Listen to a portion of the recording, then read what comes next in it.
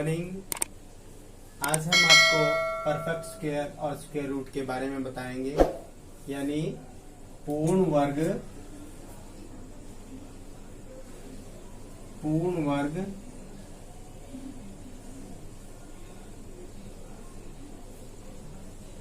और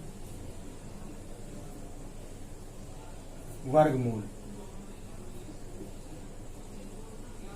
पूर्ण वर्ग और वर्गमूल के बारे में हम बताएंगे आपको। तो मान लेते हैं हम कोई नंबर लेते हैं 8।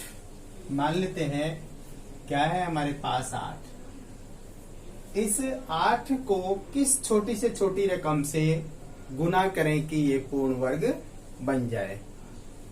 तो कैसे करेंगे हम 8 के जो है अभाज्य गुणनखंड बना लेंगे। तो 8 को हम कैसे लिख सकते हैं? 8 के अगर हम टुकड़े करें तो हमारे पास 8 2 से भाग जाएगा, 2 चौके 8, फिर उसके बाद में 4 फिर 2 से जाएगा, फिर 2 एकम जाएगा। तो इसका मतलब क्या हुआ? इसका मतलब ये हुआ जो 8 है हम उसको लिख सकते हैं 2 गुणा 2 गुणा 2। राइट, हमें मालूम पड़ गया कि 8 को हम 2 गुणा 2 गुणा 2 के रूप में लिख सकते हैं। अब बच्चों, हमने पहले वर्गमूल समझाया था गुणनखंड विधि से, तो हमने 2-2 की पेयरिंग कराई थी। तो अब हम इसमें 2-2 की पेयरिंग करें तो हमारे पास ये तो पेयरिंग हो गई पूरी। इसके बाद में ये पेयर हमारा अनपेयर रह गया, 2 का अनपेयर रह गया, एक पूरा पेयर बन गया। तो इसका मतलब हमें हम किससे मल्टीप्लाई कर दें? यहाँ पे एक पेयर तो ये हो गया 2-2 का। अब हमें ये 2 सिंगल है तो इसको हमें डबल करने के लिए हम किससे मल्टीप्लाई करें? बोलिए किससे मल्टीप्लाई करें कि जिससे ये जोड़ा जो है पूरा हो जाए। तो इसका मतलब क्या है? हम अगर एक 2 का और लगा दें यहां पर, अगर हम 2 का एक और लगा दें यहां पर, तो हमारी जो है इसकी पेयरिंग हो गई पूरी। तो इसका मतलब क्या हुआ? इसका मतलब ये हुआ कि वह छोटी से छोटी संख्या क्या है? 2, जिससे 8 को गुणा करने पर पूर्ण वर्ग संख्या कितनी प्राप्त होगी? पूर्ण वर्ग संख्या 16 प्राप्त होगी। और जिसका वर्गमूल क्या होगा? 2 एक इससे निकल जाएगा 2 का, और एक इस जोड़े से निकल जाएगा 2 का। तो उसका वर्गमूल क्या होगा? 4 होगा। तो हम क्या लिखेंगे? हम लिखेंगे वह छोटी से छोटी संख्या 2 है, जिससे 8 को गुणा करने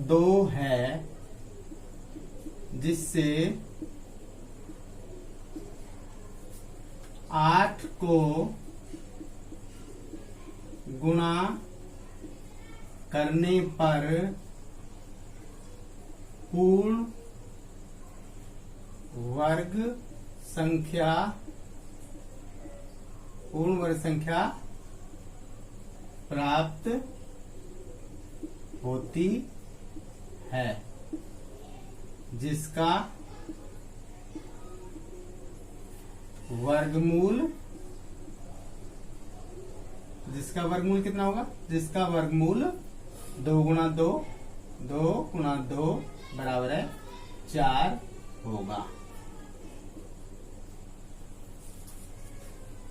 समझे बच्चे? वह छोटी से छोटी संख्या 2 है, जिससे 8 को गुणा करने पर पूर्ण वर्ग संख्या प्राप्त होती है, जिसका वर्गमूल 4 है या 4 होगा। आइए बच्चों समझ में। अब हम दूसरा एक और क्वेश्चन लेते हैं इसी टाइप का। अभी लिया था 8 को बताया था, इसके बाद में हम लेते हैं 252। 252 कोई नंबर ले लिया हमने। इसको हम किस नंबर से मल्टीप्लाई करें कि 252 जो है पूर्ण वर्ग संख्या बन जाए? तो क्या करेंगे? हम 252 के हम अभाज्य गुणनखंड कर लेंगे। 252 इसके अभाज्य गुणनखंड करें हम तो यहाँ पर पीछे इकाई का अंक 2 है, इसलिए ये नंबर 2 से डिवाइड हो जाएगा। 2 से डिवाइड करें तो 2 एकम 2, 2 दूनी 4, 2 छिक्के 12। फिर यूनिट प्लेस पे 6 है, फिर 2 से भाग हो जाएगा। 2 छिक्के 12, 2 तिया 6। अब ये 63 है, 2 पे नहीं होता 3, इसलिए ये 3 से जाएगा। 3 दूनी 6 और 3 सत्ता 3 एकम 3। फिर उसके बाद में 3 से होगा 3 सत्ते 21 और 7 एकम 7। इस टाइप से हमारे इसके जो गुणनखंड हुए 252 बराबर होगा 2 गुणा में 2 गुणा में 3 गुणा में 3 गुणा में 7। ठीक बच्चों, 252 बराबर है 2 गुणा में 2 गुणा में 3 गुणा में 3 गुणा में 7 आया। अब हमें 252 को परफेक्ट स्क्वायर बनाना है, तो किससे मल्टीप्लाई करें? हम ये कह रहे हैं कि किससे मल्टीप्लाई करें कि 252 जो है पूर्ण वर्ग बन जाए। तो किससे मल्टीप्लाई करेंगे? अब हम इसकी पेयरिंग देखें तो ये पेयर बन गया पूरा, 2 का एक पेयर बन गया, एक 3 का पेयर बन गया, लेकिन 7 जो है हमारा सिंगल रह गया। अब हमें 7 का जोड़ा बनाना है, तो हमें किस चीज की आवश्यकता है? अगर हमारे पास एक 7 का और लिख दें तो 7 का पेयर बन जाएगा। तो किससे मल्टीप्लाई करेंगे? वह छोटी से छोटी संख्या 7 है जिससे 252 को गुना करने पर पूर्ण वर्ग संख्या प्राप्त होती है। तो लिखेंगे अतः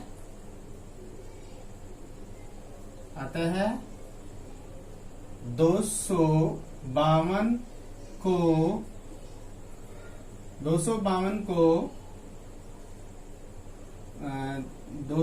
को छोटी से छोटी संख्या 7 से गुणा करने पर पूर्ण वर्ग संख्या प्राप्त होती है, जिसका वर्गमूल कितना होगा? एक 2 का जोड़ा बन गया, एक 3 का जोड़ा बन गया और एक 7 का जोड़ा बन जाएगा। तो 2 गुणा 3 गुणा 7, इनकी मल्टीप्लाई करें 2 तिया 6, 6 सत्ते 42। तो उस संख्या का वर्गमूल क्या होगा? उस संख्या का जो वर्गमूल होगा वो 42 होगा। राइट बच्चों, इस टाइप से हमने ये 2 क्वेश्चन किए हैं। अब लेते हैं क्वेश्चन नंबर 3, 2645। 2645 को किस छोटी से छोटी संख्या से गुणा करें कि संख्या पूर्ण वर्ग प्राप्त हो और उसका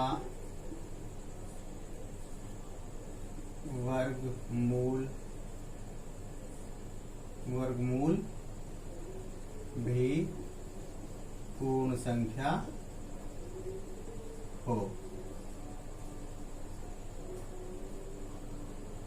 वर्गमूल भी पूर्ण संख्या हो। तो अब हम क्या करेंगे? हम जो है 2645 के अभाज्य गुणनखंड करेंगे। 2645 ले लिया हमने, इसके अभाज्य गुणनखंड करते हैं तो ये फर्स्ट टाइम 3 से नहीं जाएगा, 5 से जाएगा, क्योंकि यूनिट प्लेस में 5 है। तो 5 25 25, 1 बचा, 5 दूनी 10, 5 नंबर 45। अब इसके बाद में देखते हैं 7 से नहीं जाता। फिर उसके बाद में 11 से नहीं जाता। 13 से नहीं जाता। इसके बाद में आता है 17 से नहीं जाता। इसके बाद में आता है 19 से नहीं जाता। अब देखते हैं 23 से होगा ये 23 दूनी 46 और 23 या 69। तो फिर किससे जाएगा ये? फिर 23 से ही जाएगा। 23 से कम 23। इसका मतलब क्या हुआ? 2645 जो है वो किसके बराबर हुआ? 5 गुना में 23 गुना में 23। अब हमारे 2645 के जो हम गुणनखंड किए हैं, एक 5 का है और 2 23 के हैं। तो यदि हम पेयर बनाए तो एक पेयर हमारा कंप्लीट 23 का बन गया। ठीक बच्चों, तो बच गया हमारा 5। तो 5 को किससे गुणा करें कि जोड़ा बन जाए? 5 एक 5 का दिया हुआ है, तो हमें 5 का जोड़ा बनाने के लिए और किस चीज की जरूरत है? दूसरे 5 की। तो इसका मतलब क्या है? वह छोटी से छोटी संख्या क्या होगी? तो लिखेंगे वह छोटी से छोटी संख्या 5 है जिससे 2645 को गुणा करने पर पूर्ण वर्ग संख्या प्राप्त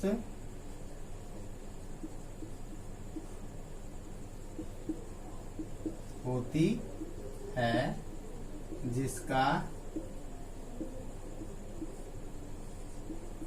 वर्गमूल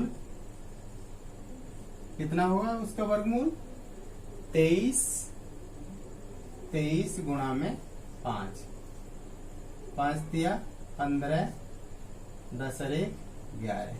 कितना हुआ? 115।